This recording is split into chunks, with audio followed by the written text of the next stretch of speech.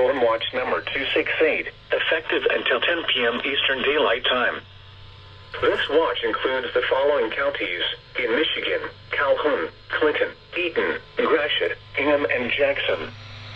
Remember, a severe thunderstorm watch means the conditions are favorable for the development of severe weather, including large hail and damaging winds in and close to the watch area. While severe weather may not be imminent, persons should remain alert for rapidly changing weather conditions and listen for later statements and possible warnings. Stay tuned to NOAA weather radio, commercial radio and television outlets, or internet sources for the latest severe weather information.